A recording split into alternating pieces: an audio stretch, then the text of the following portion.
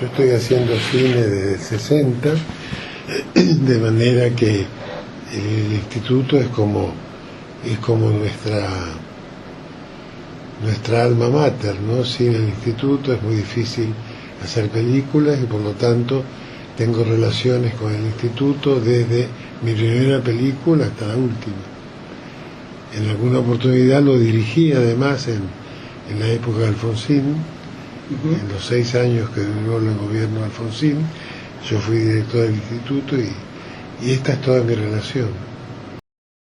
En esa época todo era un poco más autocrático, ¿no? Hoy día se ha, tal vez porque el mismo crecimiento del cine ha determinado un cambio de paradigmas y de sistemas, pero hasta la década hasta hace muy poco tiempo, tal vez menos de 5 años, ¿no?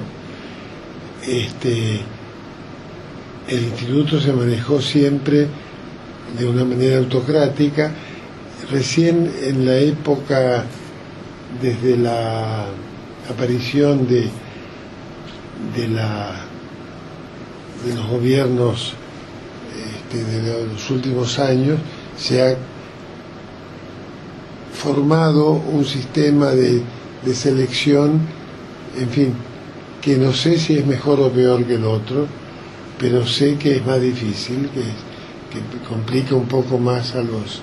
Antes era cosa de pasar por la puerta, tocar el timbre, presentar un proyecto, y era muy difícil que se lo rechazaran, ¿no? Ahora, en cambio, hay todo un mecanismo administrativo bastante más complejo y no sé si comprensible. O sea, que usted no diría que por ahí es mejor. Yo prefiero el otro sistema, que fue el sistema que me permitió a mí hacer 10 películas sin tener nada en el bolsillo, ¿no? Claro.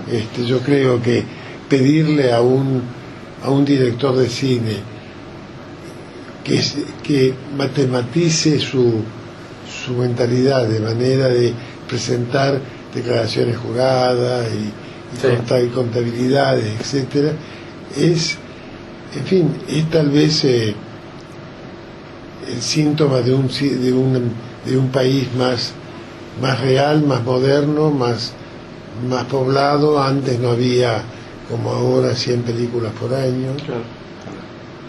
Cuando antes el número de películas no superaba las 30 películas por año. Sí. Y digamos que había dinero para todos. Hoy día me parece que hay demasiada gente que pide y de alguna manera hay que organizarlo, y aunque yo no esté de acuerdo, es probable que no haya otra manera. Claro. Era un ómnibus censura en aquel momento, claro, o un tanque censura. Yo no conozco el cine argentino hasta el año 83 sin censura, ¿no? Recién Usted en ese año ya empezó en el Instituto de Cine. Bueno, no es porque yo haya empezado. La censura se terminó con el gobierno de Alfonsín. Sí. Se disolvieron los entes de calificación cinematográfica, se creó un sistema de protección de la minoridad, nada más, ¿no?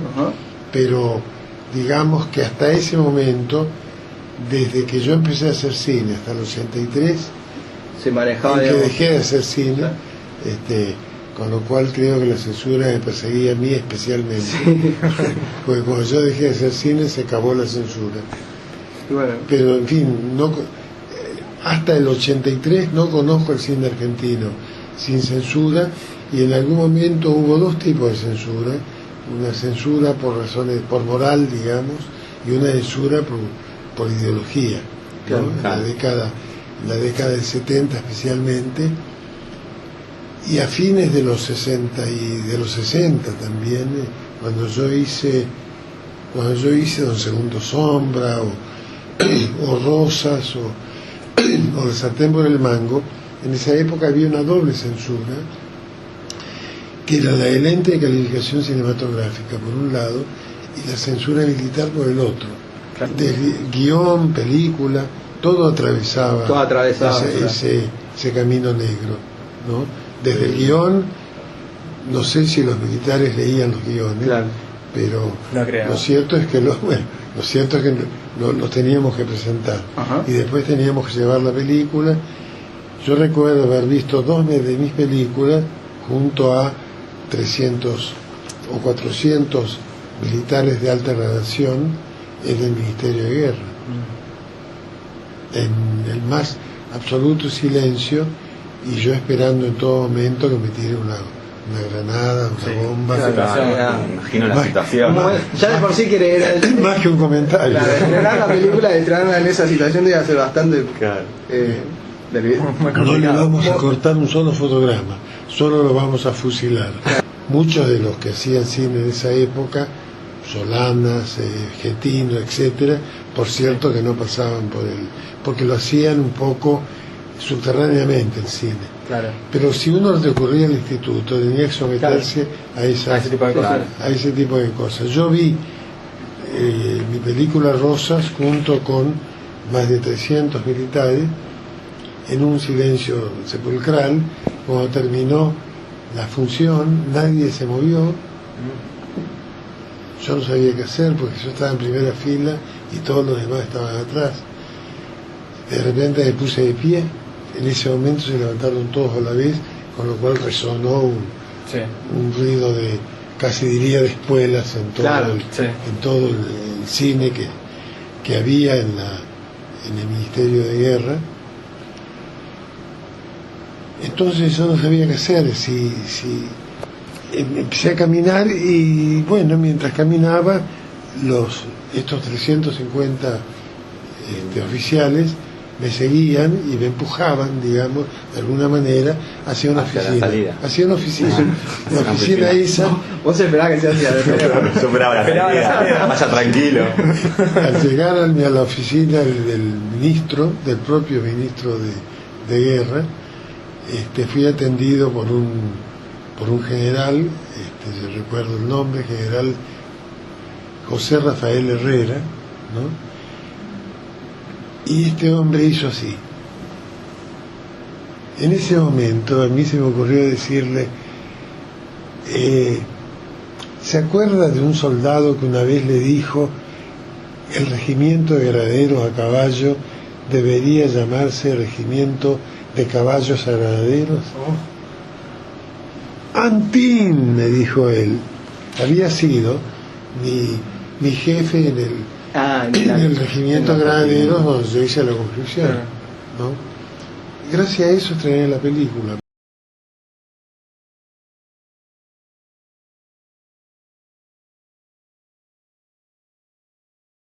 Yo no pude filmar Adán Buenos Aires, que fue un proyecto que me quedó pendiente.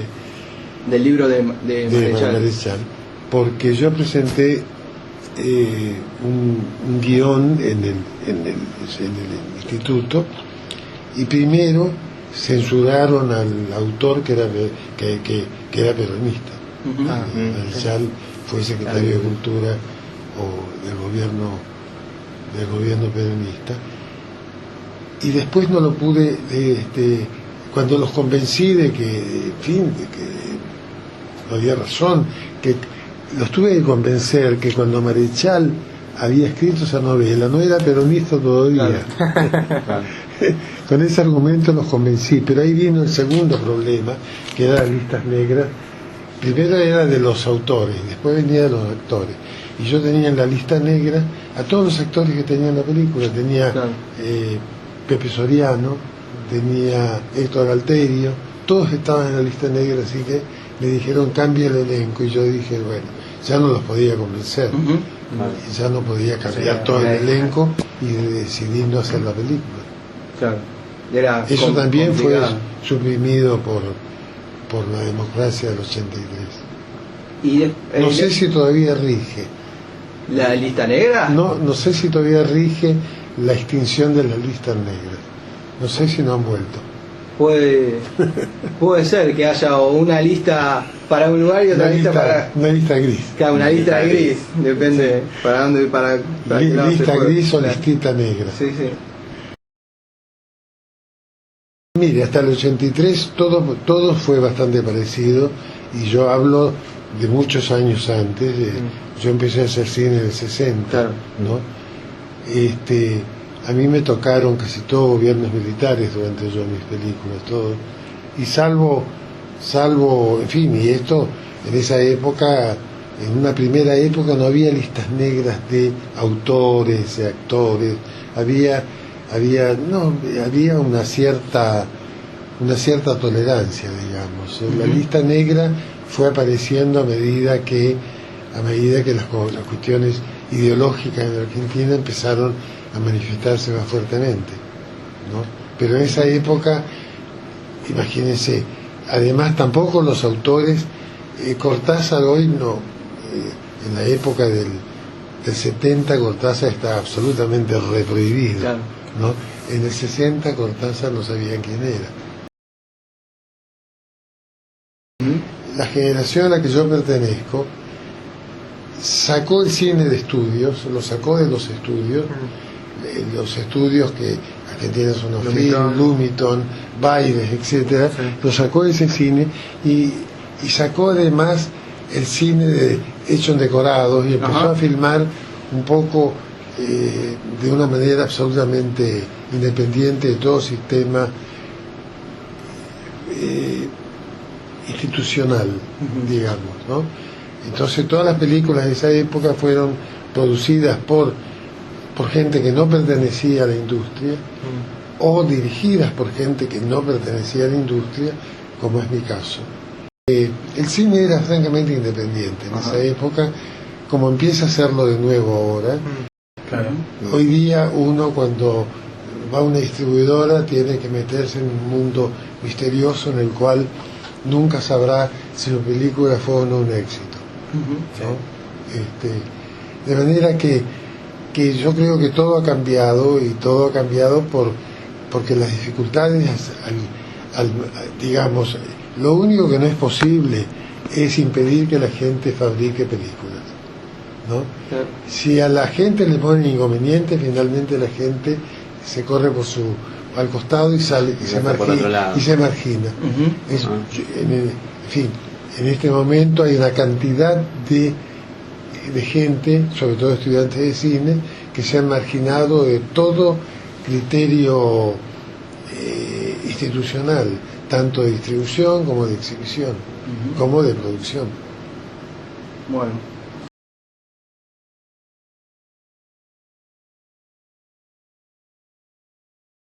Sí.